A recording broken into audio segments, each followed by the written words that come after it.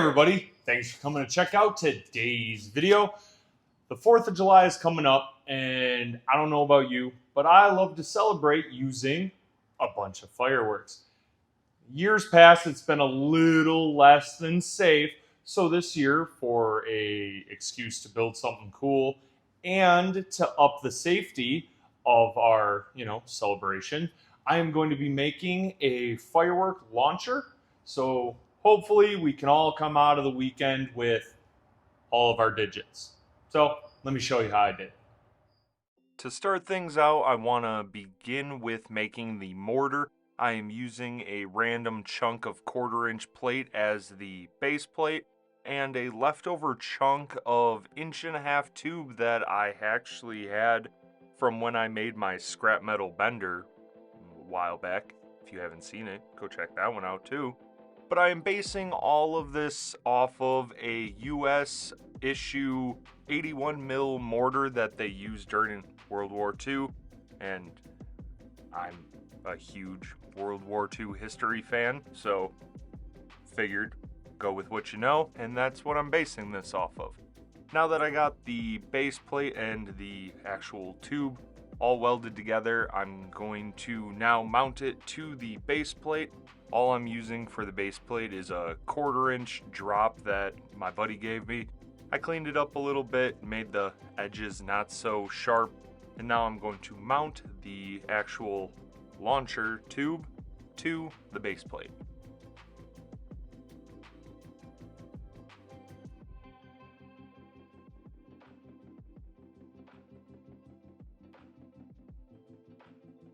Now that I got the tube attached, I am going to cut up a bunch of little pieces of this 1/4-inch rebar to create the leg assembly. Now typically when I do stuff like this, I pre-cut all of my pieces, get it all ready, and then I just show you the assembly of the pieces. But since a lot of these custom random sculptures that I make, I actually go through and measure and fit things as I create them. So instead of just showing you a pile of finished parts and putting them together, I am adding a little bit extra here so you can actually see the process of how I go through and actually set up all of the pieces to put them together. Because honestly, to get it all correct, I want to tack each piece as I go to make sure the next one will fit, and that doesn't really go well with getting them all cut up into a pile and then putting them together. So, to say it extremely long for no reason, I'm showing you a little bit of the extra bit of my process just so you have an idea of how I do it, the way I do it. Oh, and also I am using 3/8 nuts for the little feet on each one of the legs. Another piece that I want to put on, I'm putting this little dowel mount. I'm not even sure where I got it, but it seemed like a good enough shape to use as the optic for the mortar, so that's what I'm doing. And the final piece that I am putting on for the mortar is this little bit of chain for the legs. Honestly, you can kind of tell here. I rode the struggle bus trying to put this thing on while wearing my gloves and keeping all of the links going the same way. But I wasn't going to do this without gloves because I'm not burning my fingers. But, I struggle a bit. And since a mortar would be really boring all by itself, I'm going to make a little army guy out of a piston and these bolts. I've made a bunch of, little guys out of these pistons because my buddy Larry gave me a whole bucket of them. And honestly, people seem to kind of like them, so I kind of keep revisiting. If you don't like it, well, that's your problem. But I'm going through and taking all of these 5/8 bolts, heating them up, bending them to the angles that I want the arms and legs to be, and then I'll cut them down and start actually assembling this guy.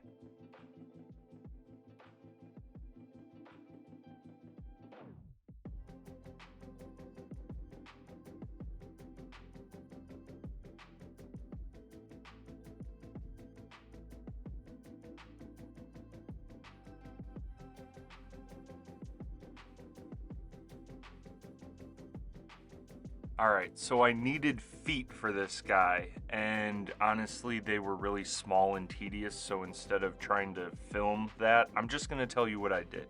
I took 2 nuts, cut the sides off to make them more of a rectangle, cut another chunk of a 3rd nut onto the front of it, welded it all in, and then I took my grinder, blended it, and actually shaped each one of the individual little feet. I also left this bolt that I'm cutting right now a little longer because I wasn't sure of the angle that I wanted his leg to sit at. So I left it a little long so I can go through and actually adjust it to make it just the way I want it. And now that I have the legs on and the body on, I am going to go through, cut the heads off of these bolts, and I'm going to start making the little hands. I am using 3/16 round bar for each one of the fingers. I'm going to chop these heads off. I'll go through, clean them up. You don't have to sit and watch all of that. But now that I have these done, I'm going to go through and get all of the little fingers ready.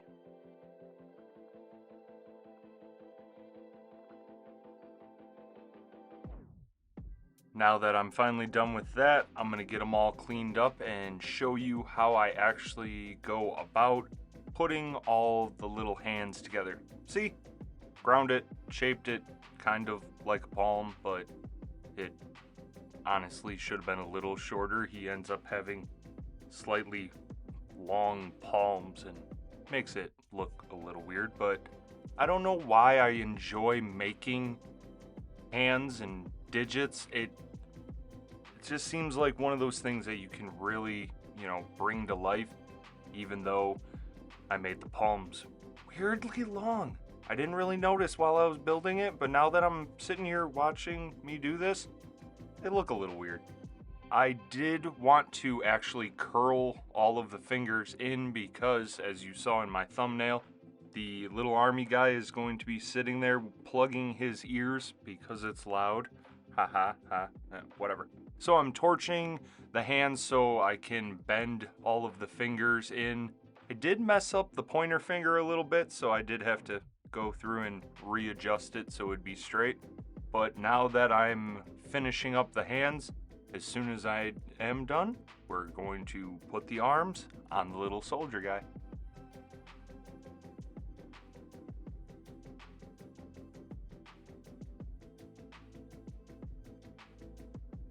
Alright, hands are done. Let's get them on the actual little guy. So to get the actual lineup of the arms and the hands to where I want it and still be able to weld the hands on fully, all I am doing is putting a single tack on the bolt that is the arm so I can get all of the angles for the hands and everything right. And now that I am happy with it, I'm going to tear off the arms and get them all welded. And now that I have that broken tack, I have an easy way to realign the arms back on the little guy. So now that the hands are done, I'm gonna tack them back on and get all of this tacked together, and we'll move on to the final step of this build.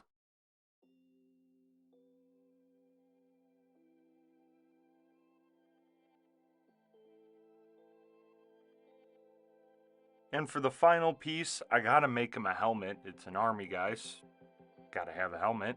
So I'm using a 3-inch pipe cap, I think they're technically called.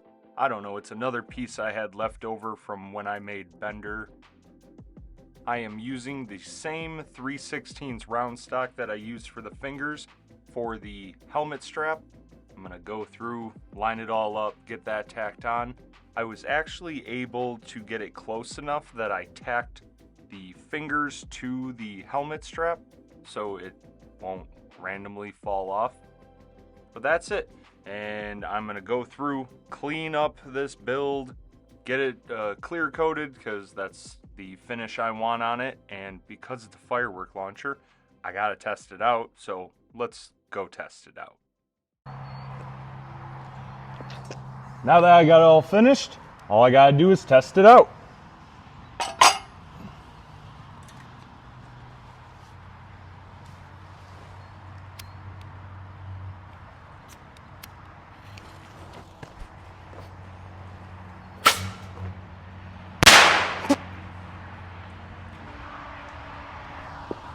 Okay, super underwhelming. So we're gonna go with the next size up. Unfortunately, I couldn't put an actual mortar in the tube because I didn't plan it to do that. So the tube is too small. So unfortunately, we're still going with bottle rockets.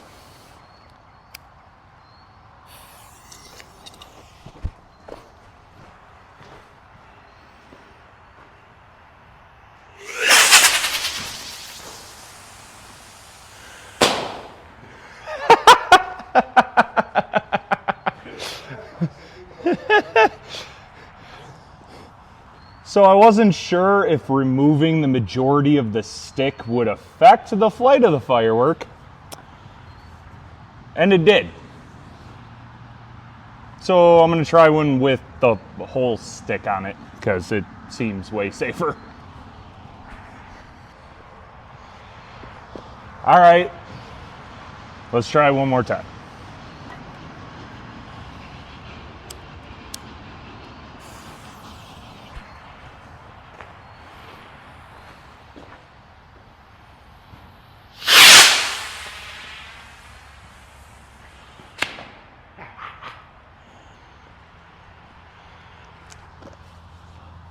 Well, there you have it. We'll see you in the next one. And now I'm going to send you out with some sweet B-roll. What? Did you think I wasn't going to give you some B-roll action? Thanks for coming to check out my video. Like, comment, share, subscribe. You know what to do. Thanks for watching. We'll see you in the next one.